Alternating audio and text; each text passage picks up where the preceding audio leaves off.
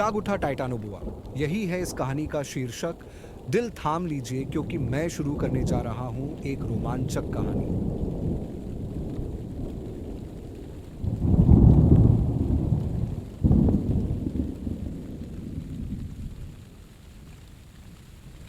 Colombia के घने वर्षावनों में प्राचीन रहस्यों की धड़कन सी महसूस होती थी। जब डॉक्टर एमिली कार्टर घनी झाड़ियों से होकर गुजर रही थीं, उनके जूते समृद्ध गहरी मिट्टी में धंस रहे थे।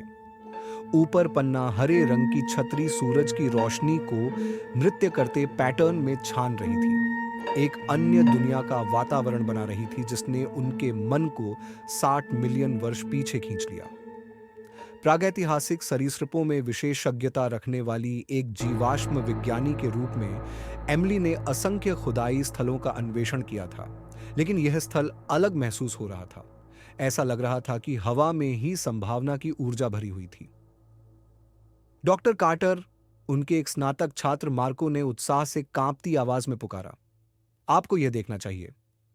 एमिली तेजी से आगे बढ़ी। उनका दिल उनकी पसलियों से टकरा रहा था।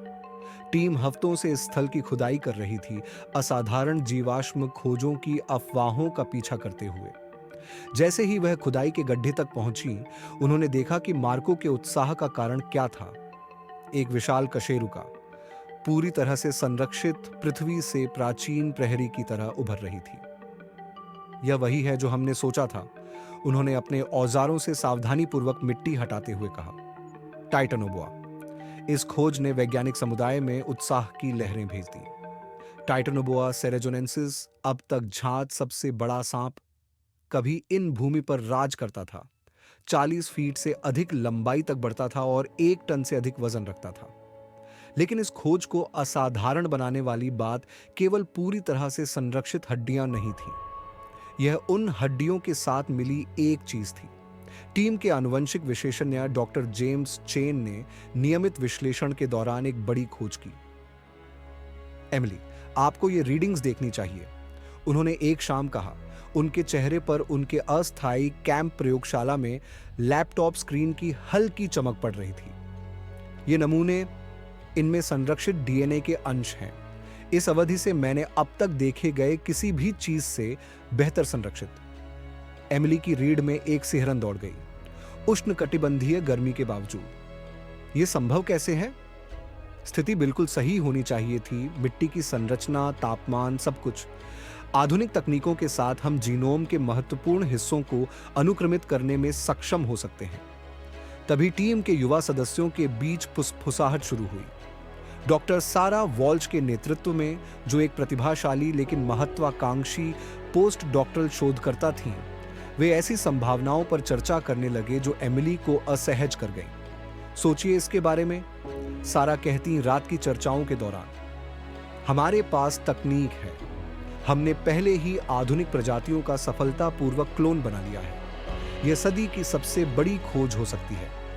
एमिली ने इस विचार का जोरदार विरोध किया। हम जीवाश्म विज्ञानी हैं, आनुवंशिकी इंजीनियर नहीं। केवल नैतिक निहितार्थ ही, विकास को समझने में हमारे ज्ञान को बढ़ाने के नैतिक निहितार्थ, प्राचीन प्रजातियों के अनुकूलन का अध्ययन करके आधुनिक प्रजातियों को बचाने के संभावित नैतिक निहितार्थ। सारा ने जवाब दिया, हम पर विज्ञान के प्रति एक जिम्मेदारी है। लेकिन सारा और उनके समर्थकों ने स्वीकृति का इंतजार नहीं किया। उन्होंने एक अलग लैब स्थापित की, जो पास के एक अनुसंधान स्टेशन में छिपी हुई थी, और गुप्त रूप से अपने काम की शुरुआत की। एमिली ने उनके ऑपरेशन का पता तब लगाया जब बहुत देर हो चुकी थी। ठीक उसी समय जब वे अपने पहले सफल परिणाम का जश्न मना रहे थे। एक जीवंत भ्रूण जो एक कृत्रिम रूप से बनाए गए वातावरण में विकसित हो रहा था। क्या आपने अपना दिमाग खो दिया है? एमिली ने मांग की, लेकिन नुकसान पहले ही हो चुका था। प्राणी जीवित था, हर दिन मजबूत होता जा रहा था। बेबी टाइटानोबुआ अपने तरीके से सुंदर था। इसके तराजू अप्रत्याशित इंद्रधनुषी गुणवत्ता के साथ चमक रहे थे। यह एक अलार्मिंग दर से बढ़ रहा था, हर कुछ हफ्तों में आकार में दोगुना हो रहा था। टीम ने इसे एक विशेष रूप से निर्मित घेरे में रखा।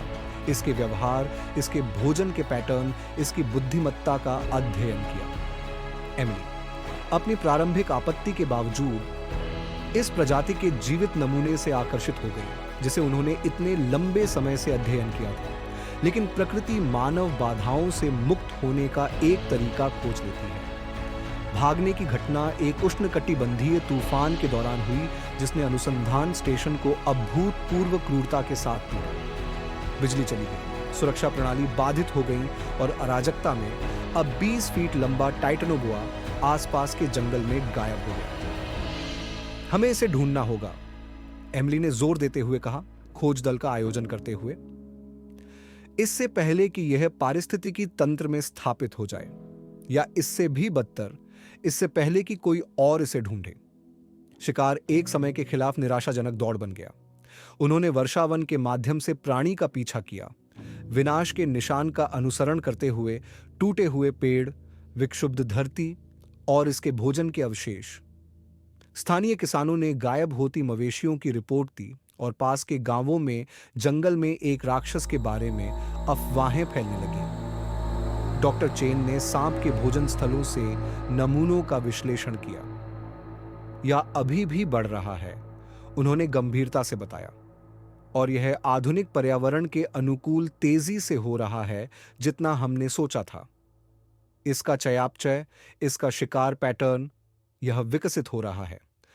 अचानक सफलता तब मिली जब एमिली ने खुद को प्राणी की तरह सोचना शुरू किया। यह अपने मूल आवास के समान परिस्थितियों की तलाश करेगा, उन्होंने तर्क दिया, कहीं गर्म, आर्द्र, पानी और शिकार तक पहुंच के साथ। उनके विश्लेषण ने उन्हें जंगल में गहरे एक प्राचीन मंदिर परिसर तक पहुंचाया जो प्रकृति द्वारा काफी हद तक पुनः प्राप्त कर लिया गया था। उन्होंने वहां टाइटनोबोआ को पाया, अब 30 फीट से अधिक लंबा। इसकी विशाल कुंडलियां पत्थर की संरचनाओं के चारों ओर लिपटी हुई, जैसे कोई प्राचीन देवता जीवित हो गया। सांप ने मंदिर के आंशिक रूप से बाढ़ग्रस्त भूमिगत कक्षों में एक मांद बना ली थी, अपने शरीर के तापमान को नियंत्रित करने के लिए बिल्कुल सही। एमिली का दिल दौड़ने लगा जब उन्होंने इस शानदार प्राणी को देखा। यह ठीक वैसा ही था जैसा उन्होंने वर्षों से कल्पना की थी, शक्तिशाली, सुंदर और आधुनिक दुनिया के लिए पूरी तरह से विदेशी। लेकिन उन्होंने इसकी आंखों में एक बुद्धिमत्ता भी देखी, एक ठंडी गणना जिसने उन्हें यह समझने पर विवश कर दिया कि यह अपने प्राचीन पारिस्थितिकी तंत्र पर क्यों शासन करता था। पकड़ने का ऑपरेशन सावधानी पूर्वक योजनाबद्ध था। वे पारंपरिक ट्रैंक्विलाइजर का उपयोग नहीं कर सकते थे। सांप के अद्वितीय शरीर विज्ञान ने खुराक की गणना असंभव बना दी थी। इसके बजाय एमिली ने इसके अपने जीव विज्ञान का उपयोग करने का प्रस्ताव रखा। यह शीत रक्त का है, उन्होंने समझाया। हम तापमान का उपयोग अपने लाभ के लिए कर सकते हैं। उन्होंने मंदिर के कक्षों को ठंडे पानी से भर दिया, धीरे धीरे सांप के शरीर के तापमान को तब तक कम किया जब तक वह संभालने के लिए सुस्त नहीं हो गया। तब भी प्राणी को सुरक्षित रूप से पकड़ने के लिए 20 लोगों की टीम की आवश्यकता पड़ी। इसके बाद की घटनाओं ने वैज्ञानिक समुदाय में तीव्र बहस छेड़ दी। एक विलुप्त प्रजाति के जीवित नमूने के साथ क्या किया जाना चाहिए? समाधान एक अप्रत्याशित स्रोत से आया।